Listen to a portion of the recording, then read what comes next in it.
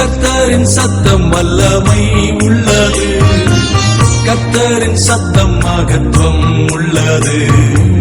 திரண்ட தண்ணீர் மேல் ஜலப்பிரவாகம் மேல் கர்த்தரன் முழங்குகிறார். அல்லேலூயா. கர்த்தருக்கு பிரியமானவர்களே, இன்று நாம் கிறிஸ்துவின் உபதேசம் என்ற தலைப்பில் பார்க்க போகிறோம். அதற்காக நாம் எடுத்திருக்கிற வேத பகுதி மத்தேயு 28 அதிகாரம் 20வது வசனம். நான் உங்களுக்கு கட்டளையிட்ட யாவையும் அவர்கள் கை கொள்ளும்படி அவர்களுக்கு உபதேசம் பண்ணுங்கள். இதோ உலகத்தின் முடிவு பரியந்தம் சகல நாட்களிலும் நான் உங்களுடனே கூட இருக்கிறேன் என்றார். இந்த பகுதியில் இயேசு தன்னுடைய 3 வருஷம் ஊழியத்தை முடித்து மரித்து 3வது நாள் உயிரோடு எழுந்து திரும்ப 40 நாட்கள் தம்மை வெளிப்படுத்தி 40வது நாள் பரமேறும்போது தம்முடைய சீஷர்களுக்கு கட்டளையிடுகிறார். நீங்கள் உலகம் எங்கும் போய் சுவிசேஷத்தை பிரசங்கியுங்கள் அப்படின்னு சொல்லிட்டு, பிரசங்கித்து சீஷராக்குகிறவர்களை, என்னை ஏற்றுக்கொள்ளுகிற விசுவாசிகளுக்கு நல்ல செய்தியை மாத்திரம் சொல்லி விட்டுறாதீங்க, நல்ல செய்தியை சொல்லி அவர்களை சீஷராக்குங்க. சீஷராக்கி அங்கேயே நிப்பாட்டக்கூடாது. அவர்களுக்கு நான் உங்களுக்கு என்ன போதனை கொடுத்தனோ அதே போதனையை அவர்களும் கை கொள்ளும்படி நீங்கள் உபதேசமும் பண்ணுங்கள் என்று சொல்கிறார். இதே காரியத்தை தான் நம்ம அப்போஸ்தலர் 2:42 பார்க்கிறோம். பெந்தேகோஸ்தே நாளில் ரட்சிக்கப்பட்ட அந்த 3000 பேரும் சபையாய் சேர்ந்து அவர்கள் எல்லாரும் அப்போஸ்தலருடைய உபதேசத்தில் தரித்திருந்தார்கள். அப்போஸ்தலருக்கு என்ன உபதேசம் அப்படின்னு தனியாக தான் டீச்சிங் இருக்கா? இல்லை. இதே இந்த வசனம் சொல்லுகிற இதே டீச்சிங்கை தான் இயேசு சொன்னார். நான் உங்களுக்கு என்ன சொல்லி கொடுத்தனோ அதே காரியத்தை அவங்களுக்கு சொல்லிக் கொடுங்கன்னு சொன்னாங்களே, அதே காரியத்தை தான் அப்போஸ்தலரும் சொல்லி கொடுத்தார்கள். அப்போஸ்தலருடைய உபதேசம்னாலும் சரி, இயேசுவின் உபதேசம்னாலும் சரி, ரெண்டும் ஒன்று தான். இயேசு என்ன உபதேசித்தாரோ அதே தான் அப்போஸ்தலர்களும் உபதேசித்தார்கள். இது ஒரு கட்டளையாகவும் கொடுக்கப்பட்டிருந்தது, அதுக்கு ஒரு வாக்குத்தத்தமும் கொடுக்கிறார். அது அவங்களுக்கு நீங்க உபதேசித்து அவங்க அதை கை கொள்ளும்படி செய்யுங்க. அப்படி உபதேசித்து கை கொள்கிறவர்களோடு நான் என்ன பண்ணேன், என்றென்றைக்குமாக அவர்களோடு இருப்பேன் அப்படின்னு சொல்றார். உலகத்தின் முடிவு பரிந்தமும் நான் உங்களுடனே இருக்கிறேன். இயேசு என்ன உபதேசித்தார்? இயேசு அநேக காரியங்களை இந்த 4 சுவிசேஷங்களை பார்க்கும்போது உபதேசித்திருக்கிறார், சொல்லி கொடுத்திருக்கிறார்.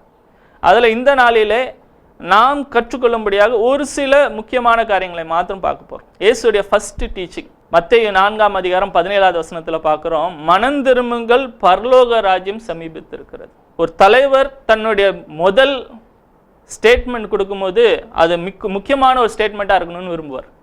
அது மாதிரி இயேசு பூமிக்கு வந்து இந்த உலகத்துக்கு தன்னை வெளிப்படுத்தும் போது அவர் எடுத்துக்கொண்ட முதல் செய்தி, முதல் பிரசங்கமே, முதல் டீச்சிங்கே இதுதான். என்னது? மனம் திரும்பு, பரலோக ராஜ்யம் சமீபித்திருக்கு. மனம் திரும்புதல் அப்படின்னா என்ன? மனம் திரும்புங்க, மனம் திரும்புங்கன்னு நம்ம அடிக்கடி நிறைய பேர் சொல்லி கேள்விப்பட்டிருப்போம். நாமும் அநேகருக்கு மனம் திரும்புங்கள் அப்படின்னு சொல்றோம். மனம் திரும்புங்கள் அப்படின்ற ஒரு காரியம் ஒரு முறை நடக்கிற ஒரு காரியம் அல்ல. கிரேக்க பதத்தில் நிகழ்காலத்தில் சொல்லப்பட்ட ஒரு காரியம் என்றால் அது தொடர்ச்சியாக திரும்பவும் திரும்பவும் நடக்க வேண்டிய ஒரு காரியம். நான் மனம் திரும்பி 20 வருஷம் ஆயிடுச்சு அப்படின்னு சொல்லலாம். ஆனால் கிரேக்க பதத்தில் இயேசு கற்றுக் கொடுத்த இந்த உபதேசத்தில் மனம் திரும்புங்கள் என்பது நிகழ்காலத்தில் சொல்லப்பட்டிருக்கிறது. ஆங்கிலத்தில் சொல்லணும்னா ப்ரெசன்ட் கண்டினியூஸ். அது தொடர்ச்சியாக நடக்க வேண்டிய, நிகழ்காலத்தில் காணப்பட வேண்டிய ஒரு காரியமாக இருக்கிறது. மனம் திரும்புதல். மனம்னா என்னது? மனம் போன போக்கில் நடந்தான் அப்படின்னு சொல்கிறோம். அப்படின்னா என்னது? சரீரத்தில் இருக்கிற இந்த இருதயமா, இந்த ஹார்ட்டா ரத்தத்தை பம்ப் பண்ணி விடுதே, இது இல்லை.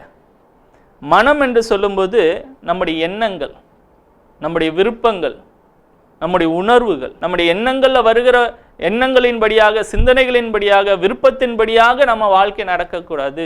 அந்த எண்ணங்களையும் நம்முடைய விருப்பத்தையும் நாம் திருப்ப வேண்டும், திசை திருப்ப வேண்டும். இயேசுவை ஏற்றுக்கொள்வதற்கு முன்பதாக நம்முடைய எண்ணங்களும் நம்முடைய விருப்பங்களும் வேற ஏதோ ஒரு காரியத்தை நோக்கி சென்று கொண்டிருக்கலாம். அது உலகமாக இருக்கலாம், பணமாக இருக்கலாம், பேர் புகழாக இருக்கலாம், சுய பிரஸ்தாபமாக இருக்கலாம், என்ன வேணாலும் இருக்கலாம். நாம் தேவனை அறிந்து கொள்வதற்கு முன்பதாக நம்முடைய எண்ணங்களும் நம்முடைய விருப்பங்களும் வித்தியாசமாக இருந்திருக்கும். இயேசு வந்து சொல்லுகிற ஒரு காரியம், அந்த எண்ணங்களையும் அந்த விருப்பங்களையும் நாம் திசை திருப்ப வேண்டும். எந்த பக்கமாக திரும்பணும் அப்படின்னு சொன்னோம்னா, அந்த வசனம் தொடர்ந்து சொல்லுது, மனம் திரும்புங்கள், பரலோக ராஜ்யம் சமீபித்திருக்கிறது. ஏதோ எண்ணங்களையும் விருப்பங்களையும் மாற்றிக்கொள்வது மாத்திரமல்ல, எண்ணங்களையும் விருப்பங்களையும் பரலோக ராஜ்யத்துக்கு நேராக திருப்பிக் கொள்வது தான் மனம் திரும்புது. இது என்னைக்கோ ஒரு நாள் நடக்க வேண்டிய ஒரு காரியம் இல்லை, இது அனுதினமும் நம்முடைய வாழ்க்கையில் நாம் செய்ய வேண்டிய ஒரு காரியம். நான் மனம் திரும்பினேன், ரட்சிக்கப்பட்டேன், சபையில் சேர்ந்தேன், எத்தனையோ வருஷங்கள் சபையிலே தான் இருக்கேன் அப்படின்னாலும் நாம் வாழ்கிறது இந்த பூமியில். இந்த பூமியில் வாழும்போது நம்முடைய எண்ணங்களையும் நம்முடைய விருப்பங்களையும் கவர்ந்து நம்முடைய திசையை திருப்புவதற்கு அநேக காரியங்கள் உலகத்தில் காணப்படுது. அப்படி இருக்கும்போது ஒவ்வொரு நாளும் அனுதினமும் நாம் செய்ய வேண்டிய காரியம் என்னன்னா, நம்முடைய எண்ணங்களும் விருப்பங்களும் பரலோக ராஜ்யத்துக்கு நேராக திருப்பி வைத்துக் கொள்ள வேண்டும். இது கிறிஸ்துவின் உபதேசம். இது ஒரு நாள் நடக்க வேண்டிய ஒரு காரியம் அல்ல, என்னைக்கோ ஒரு நாள் நடந்த காரியம் இல்லை. அனுதினமும் என்னுடைய வாழ்க்கையில் காணப்பட வேண்டிய ஒரு காரியம் என்னன்னா, மனம் திரும்புதல். எதற்கு நேராக என்றால் பரலோக ராஜ்யத்துக்கு நேராக. இப்போ யோசித்து பார்க்கணும், நம்முடைய வாழ்க்கையில நம்முடைய எண்ணங்களும் விருப்பங்களும் எதை சார்ந்து இருக்கு, எது ஆக்கிரமிச்சிருக்கு, என்னுடைய எண்ணங்களையும் என்னுடைய விருப்பத்தையும் எது ஆக்கிரமிச்சிருக்கு. இயேசு சொல்றாரு, பூமியில 2 எஜமான்கள் தான் இருக்காங்க. ஒன்னு தேவன், இன்னொன்னு உலக பொருள். தேவனை சார்ந்து என்னுடைய எண்ணங்களும் விருப்பங்களும் இருக்கிறதா, இல்லை உலக பொருளுக்கு பின்னால என் எண்ணங்களும் விருப்பங்களும் ஓடுதா? மனம் திரும்புதல் அப்படின்னு சொன்ன உடனே வெறும் மனசு மாத்திரம் மாறினா போதும், என் வாழ்க்கை மாறாதுன்னு நினைக்காதீங்க. ஏன்னா அதே பகுதியில் பார்க்குறோம், மத்தேயு 4ஆம் அதிகாரம் 17வது வசனத்துல மனம் திரும்புங்கள், பரலோக ராஜ்யம் சமீபித்திருக்குது அப்படின்னு இயேசு சொல்லி பிரசங்கித்த பிறகு அந்த கடற்கரை வழியாய் போகும்போது 2 சகோதரராகிய பேதுருவையும் அந்திரேயாவையும் நோக்கி சொல்கிறார், என் பின்னே வாருங்கள். மனம் திரும்புதல் அப்படின்னு சொல்லும் போது வெறும் மனசு என் எண்ணங்கள்ல தான் ஒரு மாற்றம் நினைக்காதீங்க. அந்த எண்ணங்கள் என்னுடைய வாழ்க்கையை மாற்றுகிறதா இருக்கும். ஏன்னா என்னுடைய எண்ணங்கள் எப்படி இருக்கோ அப்படிதான் என்னுடைய பேச்சு இருக்கும், என்னுடைய பேச்சு எப்படி இருக்கோ அப்படிதான் என்னுடைய நடக்க இருக்கும், என்னுடைய நடக்க எப்படி இருக்கோ அப்படிதான் என் வாழ்க்கை இருக்கும். வாழ்க்கையில மாற்றம் இல்லை அப்படின்னா மனம் திரும்பின அப்படின்னு சொல்லுகிற நிகழ்வு உண்மையானதா இல்லையா என்பதை நாமளே கேள்வி கேட்டுக்கொள்ளணும். இங்க பார்க்குறோம், அவங்க என்ன பண்ணாங்களாம், பேதுரும் அந்திரேயாவும் தங்களுடைய வலைகளையும் தன்னுடைய படகையும் விட்டு விட்டு இயேசுக்கு பின் சென்றார்கள். இதே காரியத்தை தான் மத்தேயு 16ஆம் அதிகாரம் 24வது வசனத்திலிருந்து 27வது வசனத்துல இயேசு சொல்றாரு தம்முடைய சீஷர்களுக்கு. அப்பொழுது இயேசு தம்முடைய சீஷர்களை நோக்கி, ஒருவன் என்னை பின்பற்றி வர விரும்பினால் அவன் தன்னைத்தான் வெறுத்து தன் சிலுவையை எடுத்துக்கொண்டு என்னை பின்பற்ற கடவன். தன் ஜீவனை ரட்சிக்க விரும்புகிறவன் அதை இழந்து போவான், என் நிமித்தமாக தன் ஜீவனை இழந்து போகிறவன் அதை கண்டடைவான். மனுஷன் உலகம் முழுவதையும் ஆதாயப்படுத்தி கொண்டாலும் தன் ஜீவனை நஷ்டப்படுத்தினால் அவனுக்கு லாபம் என்ன? மனுஷன் தன் ஜீவனுக்கு ஈடாக என்னத்தை கொடுப்பான்? மனுஷகுமாரன் தம்முடைய பிதாவின் மகிமை பொருந்தினவராய் தம்முடைய தூதரோடும் கூட வருவார். அப்பொழுது அவன் கிரியைக்கு தக்கதாக அவனுக்கு பலன் அளிப்பார். இந்த இடத்துல என்ன சொல்றாருன்னா, எனக்கு சீஷனா இருக்கணும் அப்படின்னு சொல்லணும்னா உன்னோட வீடு வாசல் எல்லாத்தையும் விட்டுரு, உன் உயிரை விட்டுருன்னு சொல்லலை. ஏன்னா நம்ம பார்க்கும்போது இந்த பேதுரு அந்திரேயாலாம் அவர்கள் திரும்ப போய் இயேசு மரித்து உயிரோடு எழுந்து 40 நாட்கள் தம்மை வெளிப்படுத்துகிற காலகட்டத்திலே இயேசு மரித்தார், என்ன அவர் உயிர்த்தார், அதுக்கப்புறம் என்ன ஆச்சுன்னு தெரியாத அந்த 40 நாட்களில் பேதுரு திரும்பவும் போய் மீன் பிடிக்கத்தக்கதாக அவன்கிட்ட படகு இருந்தது, வலைகள் இருந்தது. சுவிசேஷங்களில் பார்க்கும்போது அவன் தன்னுடைய வீட்டுக்கு போய் தன்னுடைய மாமியார் சுகவீனமாக இருக்கிறார்கள் என்று சொல்லி இயேசுவை கூட்டிட்டு வந்து அந்த தாயாருக்கு சுகம் கொடுக்கும்படியான ஒரு நிகழ்வு நடந்ததை நம்ம பார்க்குறோம். ஸோ வீடு வாசல்லாம் விட்டுட்டு போகல. ஆனால் இந்த இடத்துல என்னை பின்பற்றுங்கள் அப்படின்னு சொல்லும்போது இது தான் என்னுடைய வாழ்க்கையின் நோக்கம் அல்ல. நான் என் வாழ்க்கையில் வேலை இருக்கும், குடும்பம் இருக்கும், எல்லாம் இருக்கும். ஆனால் என்னுடைய எண்ணங்களும் என்னுடைய விருப்பங்களும் இயேசுவை சார்ந்திருக்கு. என்னை உந்தி தள்ளுகிற காரியங்கள், நான் பின்பற்றுகிற ஃபாலோவர் அப்படின்னு சொன்ன ஒரு குருவை பின்பற்ற வேண்டும். நான் எதை பின்பற்றி செல்கிறேன், என் வாழ்க்கையில் எனக்கு முன்பாக என்ன இருக்கிறது, இயேசுவா, அவர் எனக்காக வைத்திருக்கிற திட்டங்களா, இல்லைன்னா நான் எனக்காக வைத்திருக்கிற திட்டங்களா? இதை விட்டுட்டு நான் உங்களுக்காக வைத்திருக்கிற திட்டங்களை ஏற்றுக்கொண்டு என்னை பின்பற்றி வாருங்கள். அதுதான் சொல்றாரு, தன் சிலுவையை எடுத்துக்கொண்டு என் பின்பற்றி வா. இயேசு பூமிக்கு வந்ததுக்கு காரணம் அந்த சிலுவையில தொங்கி நமக்காக பரிகாரம் செய்யும்படியாக. அதே மாதிரி தேவன் நமக்குன்னு ஒரு திட்டம் வைத்திருக்கிறார். அந்த திட்டத்தை நீங்கள் சுமந்து கொண்டவர்களாக இயேசுவை பின்பற்ற வேண்டும். என் வாழ்க்கையின் லட்சியம் மாறிவிடும். வீடு வாசல்லாம் விட்டுட்டு குடும்பத்தை விட்டுட்டு வரணும்னு இயேசு எங்கேயும் சொல்லலை. ஆனால் நான் என் குடும்பம், என்னுடைய வருமானம், என்னுடைய வளர்ச்சி அப்படின்னு மாத்திரம் நான் இல்லாமல் இயேசு எனக்காக என்ன வைத்திருக்கிறார் என்று என்னுடைய வாழ்க்கையின் மையத்தை இயேசு பக்கமாக திருப்பது தான் மனம் திரும்புதல். இது என்னைக்கோ ஒரு நாள் நடக்க வேண்டிய ஒரு காரியம் அல்ல, அது அனுதினமும் நம்முடைய வாழ்க்கையில் காணப்படும். ஒரு ரோடு இருக்குது, நேராக ரோடு இருக்குது, பைக் ஓட்டிட்டு போகிறேன்னு வச்சுக்கோங்களேன், நேர் ரோடு தான். ஆனால் நான் ஒரு கோடு போட்ட மாதிரி நான் வண்டி ஓட்ட முடியுமா? இல்லை.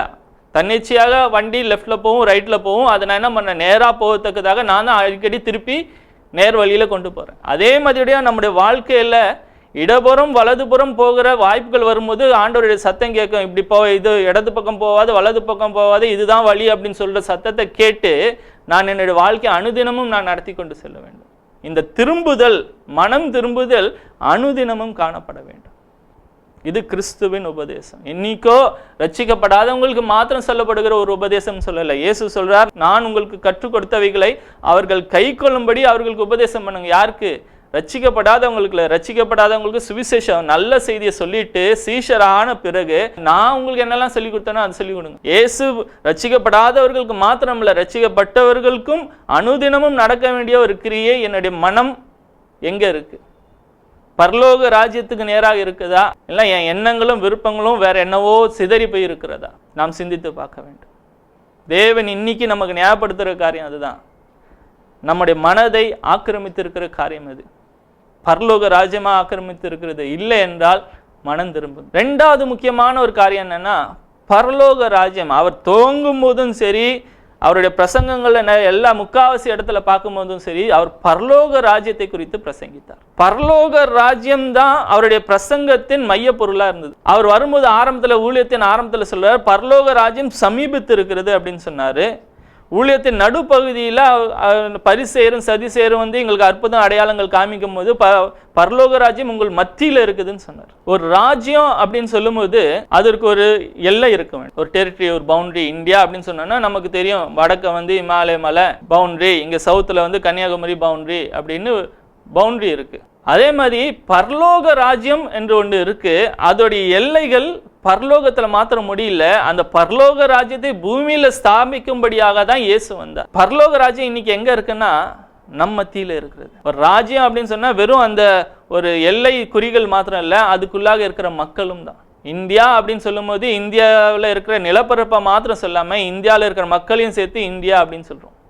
இந்தியா தேசம் அப்படின்னு சொன்னா அங்க இருக்க மக்களும் இணைந்ததுதான் இந்தியா அப்படின்னு சொல்றோம். அதே மாதிரி பரலோக ராஜ்யம் அப்படின்னு சொல்லும்போது அங்க இருக்கிற மக்களும் இருக்கும். இன்னைக்கு இயேசுவோட பிரசங்கம், டீச்சிங்கோட மெயின் காரியமே என்னன்னா, பரலோக ராஜ்யத்தை குறித்து ஏன் அவ்வளவு பேசினார்னா, பரலோக ராஜ்யத்துக்கு புறம்பாக இருக்கிற மக்கள் அழிந்து போவார்கள். ஏன்னா உலகத்துல ரெண்டே விதமான ராஜ்யங்கள் தான் இருக்கு. நம்ம சொல்ல எத்தனையோ 196 நாடுகள் இருக்குன்னு, ஆனா வேதத்தின்படியாக ரெண்டே ராஜ்யங்கள் தான். ஒன்னு பிசாசின் ராஜ்யம், இன்னொன்னு தேவனுடைய ராஜ்யம். தேவனுடைய ராஜ்யத்துல நீங்க இல்லைன்னா பிசாசின் ஆளுகைக்குள்ளாக இருக்கிறீங்க. நீங்க எவ்வளவு நல்ல வாழ்க்கை வாழ்ந்தாலும் தேவனுடைய ஆளுகையில இல்லைன்னா பிசாசின் ஆளுகையில தான் இருக்கீங்க. பிசாசு எதுக்கு வர்றான்? திருடன் திருடவும் கொல்லவும் அழிவுமே வருகிறான். நான் நல்ல சன்மார்க்கமான வாழ்க்கை வாழ்ந்தாலும் இயேசுவை நீங்கள் நிராகரிக்கிறபடினாலே, தேவனுடைய மீட்பை நீங்கள் நிராகரிக்கபடினாலே உங்களுக்கும் அழிவுதான். நானே வழியும் சத்தியமும் ஜீவனமாய் இருக்கிறேன் என்றார்.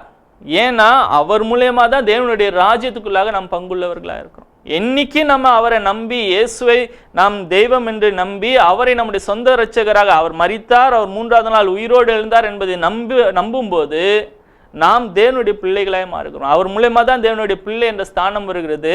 வேதவசனம் சொல்வது கொலோசியர் 1:13 நம்ம அப்ப அந்தகார ராஜ்யத்திலிருந்து தேவனுடைய குமாரனுடைய ராஜ்யத்துக்கு என்று அவரை நம்ம என்ன பண்ணாராம், அப்படியே மறுரூபமாக்கிறார். ஒரு நாட்டுல இருந்து இன்னொரு நாட்டுக்கு போனோம்னா விசா வேணும். அதே போல பூமிக்குரிய பிசாசின் ராஜ்யத்திலிருந்து தேவனுடைய ராஜ்யத்துக்கு நாம் பிரவேசிக்கணும்னா நமக்கு தேவையான டிக்கெட் மனம் திரும்புதல்.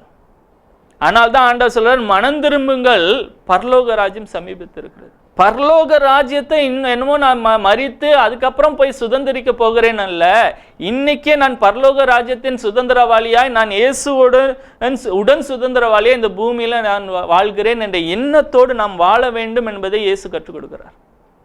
ஆனால் தான் பவுல் சொல்லுகிறான், என்னுடைய குடியிருப்போ பரலோகத்தில் இருக்கிற, என்னுடைய சிட்டிசன்ஷிப்பு. நீங்கள் எந்த நாட்டு சிட்டிசன் அப்படின்னு சொன்னாங்கன்னா, நான் இந்தியா சிட்டிசன் இருந்தால் இந்தியன் சிட்டிசன் அப்படின்னு சொல்லுவேன். அதே மாதிரி பைபிள் நம்மளுக்கு என்ன சொல்லுதுன்னா, நம்ம பரலோகத்தின் ஹெவன்லி சிட்டிசன்ஸ் அப்படின்னு. எந்த நாட்டை சேர்ந்தவர்கள்? பிசாசின் ராஜ்யமா தேவனுடைய ராஜ்யமா? ஆமா, நான் பரலோக ராஜ்யத்தை சேர்ந்தவன். அந்த சிட்டிசன்ஷிப்ல நம்ம வாழணும் பூமியில. இந்திய நாட்டு குடிமகனா இருந்து வேற ஒரு நாட்டுல நான் வேலை செய்ய முடியாதா? வேலை செய்ய முடியும். அதே மாதிரி பரலோக நாட்டின் குடிமகனாய் இருந்து நான் பூமியிலே செயல்படுகிறவனாய் இருக்க வேண்டும் என்பது கிறிஸ்துவின் உபதேசம். என்னுடைய எண்ணங்கள், என்னுடைய விருப்பங்கள் எல்லாம் என்னுடைய சுயநாட்டின் மேல் நான் சார்ந்திருக்க வேண்டும். அங்கு ஒரு ராஜா இருக்கிறார், அவருடைய ஆளுகை தான் நான் விரும்புகிறவனா இருக்க வேண்டும் என்பதுதான் தேவனுடைய டீச்சிங். இன்னைக்கு நம்முடைய மனப்பான்மை என்ன இருக்கு? என்னைக்கோ ஒரு நாள் பரலோகத்துக்கு போறேன் அப்படின்னு இல்லை. நான் பரலோக ராஜ்யத்தின் பிரதிநிதியா ஏற்கனவே மாறிட்டேன். அந்த ராஜ்யத்தின் ஸ்தானாதிபதியா நான் இங்கு வாழ்கிறேன் என்ற எண்ணத்துடன் வாழ வேண்டும் என்பதுதான் கிறிஸ்துவின் உபதேசம். அப்படி வாழும்போதுதான் அவர் சொல்றார், இதோ உலகத்தின் முடிவு பரிந்தும் நான் உங்களுடனே கூட இருக்கிறேன். நீங்க மரித்து என்னதுக்கு அப்புறம் வந்ததுக்கு அப்புறம் என்கிட்ட வந்து சேருங்கன்னு சொல்லல. பரலோக ராஜ்யத்தின் குடிமகன்களா இருக்கும்போது உங்களுக்கு உதவி செய்யும்படியாக நான் இருக்கிறேன். பரமேறுவதற்கு முன்பதாக அவர் சொல்றாரு, நான் போய் உங்களுக்கு வேறொரு தேற்றரவாளனை அனுப்புவேன், உங்களை திக்கற்றவர்களா விட்டுட்டு போல. நான் அவர் போய் 10வது நாள் 50வது நாள்ல பெந்தேகோஸ்தே நாள்ல பரிசுத்த ஆவியானவர் ஊற்றப்பட்டார். அந்த நாளிலிருந்து நாம் இயேசுவை ரட்சிக்கப்பட்ட ஒவ்வொருத்தருக்குள்ளாகவும் பரிசுத்த ஆவியானவர் தங்கியிருக்கிறார். நமக்குள்ளாக இருக்கிற ஆவிக்கு பேரு கிறிஸ்துவின் ஆவி. அவர் பரிசுத்த ஆவியானவராக இருக்கிறார். அந்த பரிசுத்த ஆவியானவர் தான் நம்ம அவர் தேவனை நோக்கி அப்பா பிதாவே என்று கூப்பிட பண்ணுகிறாராம். நான் இன்னைக்கு தேவனை நோக்கி அப்பா பிதாவே அப்படின்னு கூப்பிட பண்ணுகிறதே எனக்குள்ளாக இருக்கிற பரிசுத்த ஆவியானவர்.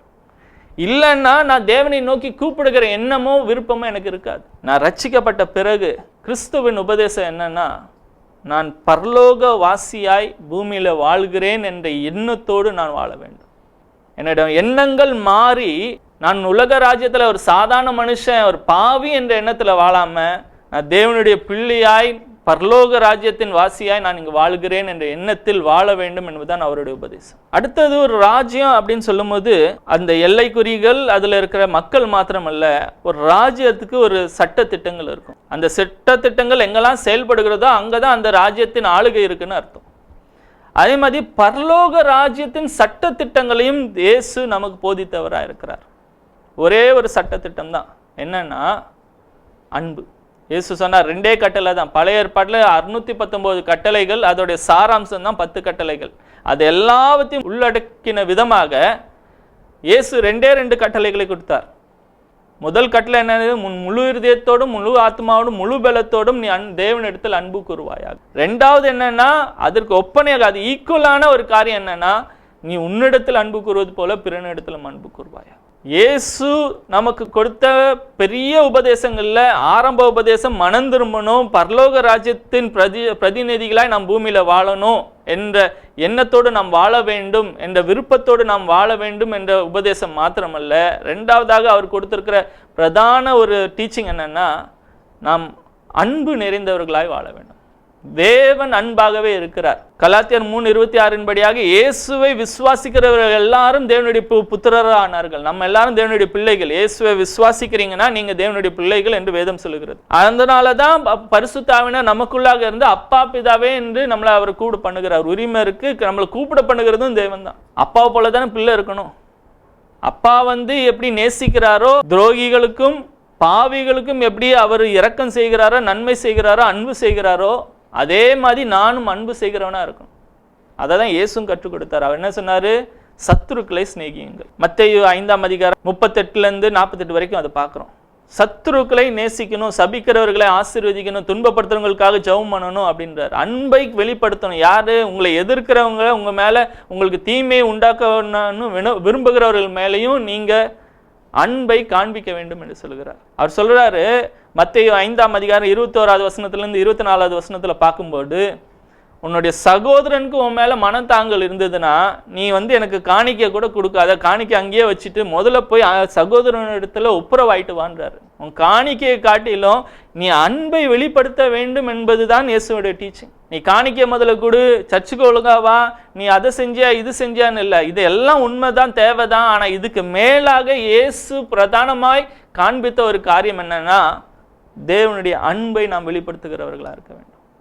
அதனால்தான் யோவான் 13:34-35 சொல்றாரு, நீங்க ஒருவரிடத்தில் ஒருவர் காண்பிக்கும் அன்பினாலதான் என்னுடைய சீஷர்கள் என்பதை உலகமே அறிந்துக்கும். சத்துருக்களை நேசிங்க, உன் சகோதரனை நேசிங்க, சீஷர்கள் ஒருவருக்கு ஒருவர் நேசிக்கணும். தேவனுடைய அன்பை நான் என்னுடைய குடும்பத்துல காண்பிக்கணும், கிறிஸ்தவர்கள் மத்தியில காண்பிக்கணும், நம்ம பகைக்க மக்கள் மத்தியில காண்பிக்கணும். ஏன்னா எனக்குள்ள இருக்கிறது தான் நான் வெளிப்படுத்துவேன். எனக்குள்ளாக தேவனுடைய அன்பு இருக்க வேண்டும். அதை தான் ரோமர் 5:5 பார்க்கிறோம். தேவனுடைய அன்பு பரிசுத்த ஆவியினாலே நம்முடைய இருதயங்களிலே ஊற்றப்பட்டு இருக்கிறதா. நான் என்னைக்கு ரட்சிக்கப்பட்டனோ அன்னைக்கே தேவனுடைய அன்பு என்னுடைய இருதயத்தில் ஊற்றப்பட்டு இருக்குது. நான் எதுக்காக நான் பிரயாசப்படணும்னு இல்லை, ஆவியானவரோடு தேவனோடு அந்த உறவில் இருக்கும்போது இந்த அன்பு தானாக வெளிப்படும். இதை அறிந்தவர்களாய் நான் செயல்பட வேண்டும். முக்கியமாக அன்பு அன்பு அன்பு அப்படின்னு சொல்லும்போது அது வெறும் வாயின் வார்த்தைகள் அல்ல. 1 யோவான் 3ஆம் அதிகாரம் 18ஆம் வசனத்தில் பார்க்குறோம், வேதம் சொல்லுகிறது, நீங்கள் வாயின் வார்த்தைகள் அல்ல, உங்கள் அன்பு கிரியைகளிலும் உண்மையிலும் காணப்படணும். உண்மை என்பது அன்பின் ஒரு பெரிய அடையாளம். இந்த உண்மை சொன்னால் அவங்க ஃபீல் பண்ணுவாங்களே, அவங்க மனசு துக்கப்படுமே, அவங்க கோச்சிக்க போகிறாங்க அப்படின்னு சொல்லி உண்மையை சொல்லாமல் இருந்தீங்கன்னா நீங்கள் அன்பு கூறல. ஏன்னா இன்னைக்கு அவங்க மனசு நோக்கக்கூடாது என்று உண்மையை மறித்து வேறொரு காரியத்தை சொல்லும் போது அவர்களுடைய நிஜத்தை அவர்கள் அறியாமல் பிற்காலத்தில் அது தீங்காய் விழுகும். அவர்களுக்கு நிஜமா நேசிச்சிங்கன்னா இது உங்களுக்கு நல்லதல்ல, இது வேண்டாம் அப்படின்னு உண்மையை சொல்லுவீங்க. அவங்க கோச்சிக்கிட்டாலும் பரவாயில்லன்னு சொல்லி. அதே மாதிரி கிரியைகள், நல்லா சாப்பிடுங்க குளிர்காய்ங்கன்னு சொல்லி சொன்னா மாத்திரம் போதாது, நீங்க நற்கிரியைகளை செய்வது தான் அன்பின் அடையாளம். இப்படி கிரியைனாலும் உண்மைனாலும் நம்ம அன்பு கூறும்போது தான் வசனம் சொல்லுது. 1 யோவான் 3ஆம் அதிகாரம் 19ஆவது வசனத்துல, இதனாலே நாம் நம்மை சத்தியத்துக்குரியவர்கள் என்று அறிந்து நம்முடைய இருதயத்தை அவருக்கு முன்பாக நிச்சயப்படுத்திக் கொள்வோம். ஏன்னா நான் சத்தியத்துக்குரியவன், நான் கிறிஸ்தவன் என்பதை நான் எனக்கு எப்படி நிச்சயித்துக் கொள்வேன்னா, நான் வெறும் வாயினால மாத்திரம் அன்பு அன்புன்னு சொல்லாம நான் நற்கிரியைகளை செய்து உண்மையிலே நடக்கும்போது நான் எனக்கு கன்ஃபர்மேஷன் கொடுக்க முடியும். நான் கிறிஸ்தவன், நான் தேவனுக்குரியவன். அவருடைய சட்டத்திட்டங்கள் தான் என்னுடைய வாழ்க்கையில ஆளுகை செய்கிறது. தேவன் என்னை ஆளுகை செய்கிறார், அவருடைய ராஜ்யத்துக்கு உட்பட்டவனாய் நான் வாழுகிறேன் என்பதுக்கு அடையாளமே நான் அன்பை வெளிப்படுத்துவது தான். இதுதான் கிறிஸ்துவின் உபதேசம். கிறிஸ்துவின் உபதேசத்தை கேட்டதுனால தான் நம்ம அப்போஸ்தலர் 2ஆம் அதிகாரத்தில் பார்க்குறோம், அவர்கள் தங்களுடைய காணியாட்சிகளையும் நிலங்களையும் கூட விற்று மற்றவங்களுடைய தேவைகள் என்ன என்பதை சந்திக்க ரெடியாக இருந்தாங்க. சபைகள் அப்போஸ்தலர் நடவடிக்கைகளை பார்க்குறோம், வேறொரு நாட்டில் எருசலேமில் பஞ்சத்தில் சபையார் கஷ்டப்படுறாங்கன்னு சொல்லிட்டு அந்தியோகியாவில் இருக்கிற சபை அவங்களே கஷ்டப்பட்டுட்டு இருக்காங்க. அவங்களுக்கும் அந்த நேரத்தில் பஞ்சங்கள்லாம் இருந்தது. மக்கதோனிய சபையாரும் அவர்களும் கஷ்டப்பட்டுக்கிட்டு இருக்க நேரத்தில் ஏன் எருசலேம் இருக்க சபைக்கு உதவி செஞ்சாங்கன்னா, நான் என்னுடைய தேவைகளை காட்டில் மற்றவங்களுடைய தேவைகளை நான் பிரதானமாக வைக்கிறதுனால தான். அதுதான் அன்பு. அன்புடைய டெஃபினேஷனே யோவான் 3:16 பார்க்கலாம். தேவன் தம்முடைய ஒரே பேரான குமாரனை விசுவாசிக்கிறவன் எவனோ அவன் கெட்டு போகக்கூடாது, அப்படி விசுவாசிக்கிற எல்லாரும் நித்திய ஜீவனை அடையும்படிக்கு நல்லாருன்னு வாயில சொல்லிட்டு போல அவர் கிரியைகளில் காமிச்சார். என்ன பண்ணார்னா, தம்முடைய ஒரே பேரான குமாரனை சிலுவைக்கு ஒப்பு கொடுத்தார். இந்த உலகத்துக்காக சிலுவையில் ஒப்பு கொடுத்தார். அதுதான் தேவன் அன்பு கூர்ந்தார் என்பதற்கு அடையாளம். அதே காரியத்தை தான் 1 யோவான் 4ஆம் அதிகாரம் 9ஆவது வசனத்தில் பார்க்குறோம். தம்முடைய ஒரே பேரான குமாரனாலே நாம் பிழைக்கும்படி தேவன் அவரை இவ்வுலகத்திலே அனுப்பினதனால் தேவன் நம்மேல் வைத்த அன்பு வெளிப்பட்டது. நான் நேசிக்கிறேன் நேசிக்கிறேன் என்பது வெறும் வாயின் வார்த்தைகளால அது வெளிப்பட வேண்டும். வாயின் வார்த்தைகள்ல வெளிப்படுதோ இல்லையோ, கிரியைகளில் வெளிப்படுவது ரொம்ப முக்கியம். இது கிறிஸ்துவின் உபதேசம். மனம் திரும்புங்கள், பரலோக ராஜ்யம் சமீபத்திற்கு. பரலோக ராஜ்யத்துக்கு நேராக மனம் திரும்ப வேண்டும். இது என்னைக்கோ ஒரு நாள் நடக்க வேண்டிய ஒரு காரியம் அல்ல. அனுதினமும் என்னுடைய எண்ணங்களையும் விருப்பங்களையும் பரலோக ராஜ்யத்துக்கு நேராக நான் திருப்பிக் கொள்ள வேண்டும். 2வது, இன்னைக்கு நான் எடுத்து காண்பிக்கிற காரியம் அன்பு கூற வேண்டும். உங்கள் சொந்த சகோதர சகோதரிகளை நீங்கள் நேசியுங்கள், குடும்பத்தாரை நேசியுங்கள், கிறிஸ்தவர்களை நேசியுங்க. இந்த சபையார் வேற அந்த சபையார் கூட நான் பேச மாட்டேன், சபைக்குள்ளேயும் இவங்க கூட பேச மாட்டேன், அவங்க கூட பேச மாட்டேன்னு இருக்கக்கூடாது. சத்துருக்களையும் நேசிக்கும்படியாக தேவன் சொல்லி இருக்கிறார். காண்கிற சகோதரனிடத்தில் அன்பு கூறாதவன் காணாத தேவனிடத்தில் எப்படி அன்பு கூறுவான்? மனுஷன்ட்ட அன்பு காமிக்க முடியலன்னா நான் தேவனை நேசிக்கிறேன் என்பது கேள்விக்குறியான ஒரு காரியம். மனுஷனிடத்தில் அன்பு கூறுவதே தேவனிடத்தில் அன்பு கூறுகிறேன் என்பதற்கு ஒரு அடையாளம். அடுத்தது முக்கியமான ஒரு காரியத்தையும் அவர் சொன்னார். நம்முடைய சுவிசேஷங்களை எல்லா இடத்துலையும் பார்க்கும்போது விசுவாசிக்க வேண்டும் என்பதை சொல்லுகிறார். மார்க் 5ஆம் அதிகாரம் 36வது வசனத்தில் பார்க்குறோம். அங்கே யபீரு என்ற ஒரு ஜெபாலய தலைவன் வருகிறான். அவனுடைய மகள் வியாதிப்பட்டு இருக்கிறாள். அப்போ இயேசுவை கூப்பிட்டு வராரு. அப்போ இயேசு நானும் வீட்டுக்கு வரேன்னு சொல்கிறாரு. அப்போ இயேசு அவனுக்கு பின்பாக போகும்போது அங்கே பெரும்பாடுள்ள ஸ்திரீ வருகிறாள். அவருக்கு சுகத்தை தருகிறார். அங்கே பேசுகிறாரு. கொஞ்சம் டிலே ஆயிடுது. அப்போ யபீருவின் வீட்டிலேருந்து சொல்கிறாங்க, இல்லை இனிமேல் போதகரை நீ டிஸ்டர்ப் பண்ணாத, உன்னுடைய மகள் ஏற்கனவே இறந்து விட்டாள் அப்படின்னு சொல்லும்போது இயேசு அதை கேட்ட உடனே சொல்கிறாரு, பயப்படாதே, விசுவாசம் உள்ளவனா இரு. ஆங்கிலத்தில் இன்னும் நல்லா இருக்கு, ஜஸ்ட் பிலீவ்.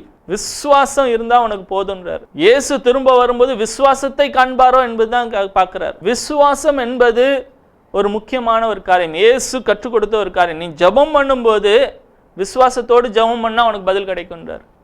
நீ விசுவாசத்தோடு இந்த மலையை பார்த்து சமுத்திரத்தில் தள்ளுண்டு போன்னு சொன்னா அப்படி நடக்கும்ன்றாரு. விசுவாசிகள் என்னுடைய நாமத்தினால அவர்கள் கைகளை வச்சாங்கன்னா அங்க சுகம் உண்டாகுன்றார். என்னுடைய நாமத்தினால விசுவாசிகள் பேய்களை துரத்துவார்கள். விசுவாசம் முக்கியம்.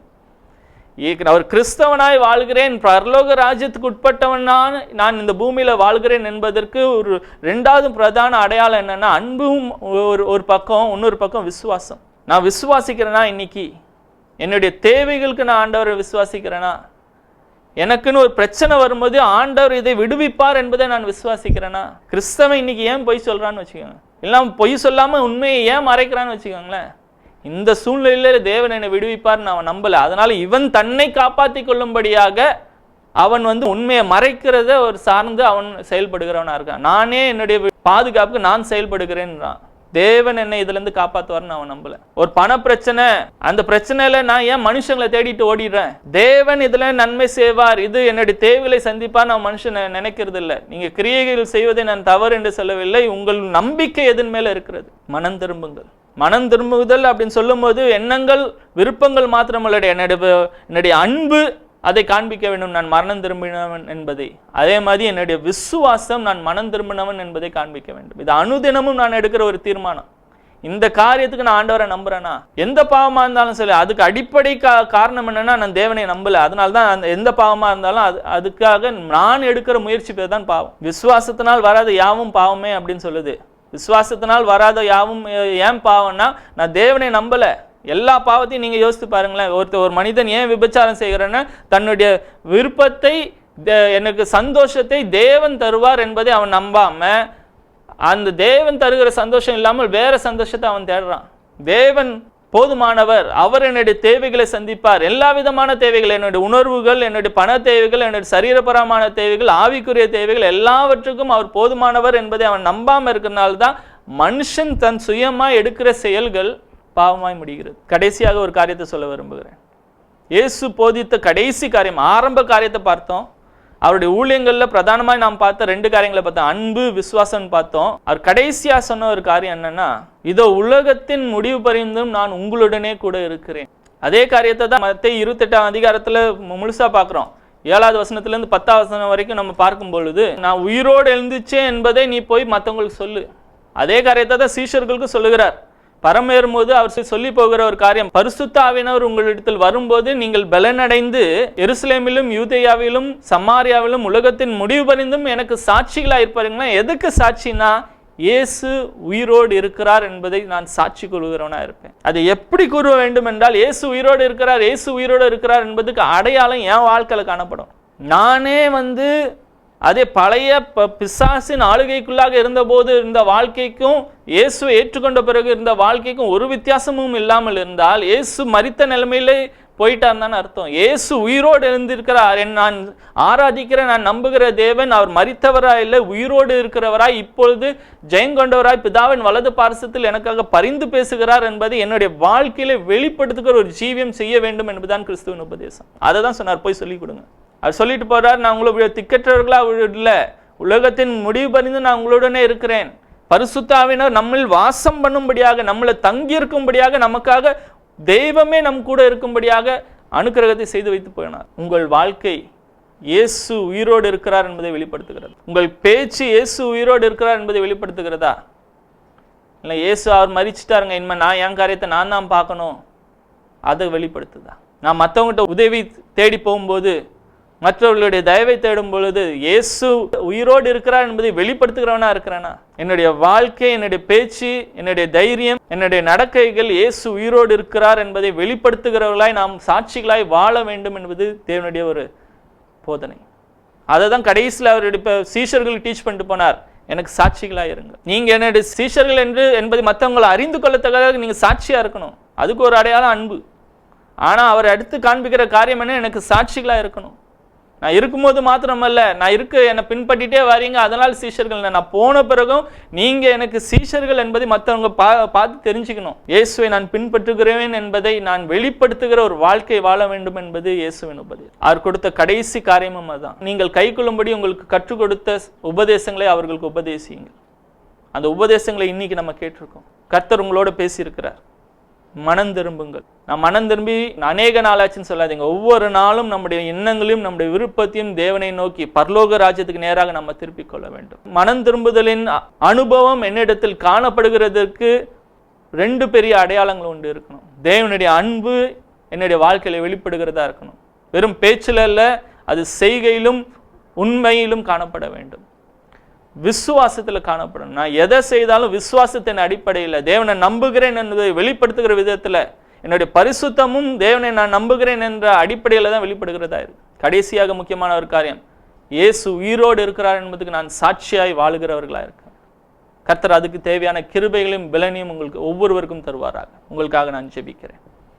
தகப்பனே, இந்த நாளிலும் உம்முடைய உபதேசத்தை கேட்ட ஒவ்வொரு சகோதர சகோதரிக்காக நான் ஜெபிக்கிறேன் ஆண்டவர். கர்த்தாவே, எந்தெந்த காரியங்களிலே அவர்கள் மனம் திரும்ப வேண்டும் என்பதை இந்த நேரத்திலே நீர் அவர்களுக்கு சுட்டி காட்டி இருக்கிறீர். அந்தந்த காரியங்களிலே அவர்கள் மனம் திரும்பி உம்மோடு கர்த்தாவே ஒருமித்து வாழ இந்த நம்மை நீர் கிரியை செய்வீராக. கர்த்தாவே, எதிலிருந்து எல்லாம் அவர்கள் விடுதலை ஆக வேண்டுமோ அதற்கு தேவையான கிருபையும் பலனையும் தருவீராக. ஆவியானவர் ஒரு பெரிய விடுதலை இந்த நேரத்தில் நீர் கட்டளையிடும்படியாக ஜெபிக்கிறேன். கர்த்தா, அன்பு இல்லாமல் நடக்கிற ஒரு வாழ்க்கையை அவர்கள் வாழாதபடிக்கு தேவனுடைய அன்பு அவர்கள் இருதயத்தில் ஊற்றப்பட்டிருக்கிறது என்பதை அறிந்து அதில் செயல்படுகிறவர்களாய் அவர்கள் வாழ உதவி செய்வீராக. ஒவ்வொரு இடத்திலும் அவர்கள் தேவனை நம்புகிறார்கள் என்பதை, விசுவாசிகள் என்பதை அவர்கள் வெளிப்படுத்துகிறவர்களாகவும், நீர் உயிரோடு இருக்கிறீர் என்பதை வெளிப்படுத்துகிற ஒரு சாட்சியுள்ள ஒரு வாழ்க்கை வாழ தேவ அனுக்கிரமும் பலனும் உண்டாயிருக்கட்டும். உமக்கு பிரதிநிதிகளாக இந்த பூமியிலே உம்முடைய ராஜ்யத்தை கட்டுகிறவர்களாக ஒவ்வொருவரும் காணப்படுவார்களாக. ஆசீர்வதிங்க இயேசு நாமத்தில் பிதாவே. இந்த ஊழியத்துக்காக ஜெபித்தும் கொடுத்தும் உதவுகிற சகல பங்காளர்களுக்கு இயேசுவின் நாமத்தினாலே நாங்கள் நன்றிகளை செலுத்திக் கொள்கிறோம். என் தேவன் தம்முடைய ஐஸ்வர்யத்தின்படி உங்கள் குறைவை எல்லாம் கிறிஸ்து இயேசுவுக்குள் மகிமையிலே நிறைவாக்குவார். கர்த்தரின் சத்தம் வல்லமை உள்ளது, கர்த்தரின் சத்தம் மகத்துவம் உள்ளது. திரண்ட தண்ணீர் மேல் ஜலப்பிரவாகம் மேல் கர்த்தர் முழங்குகிறார். அல்லேலூயா.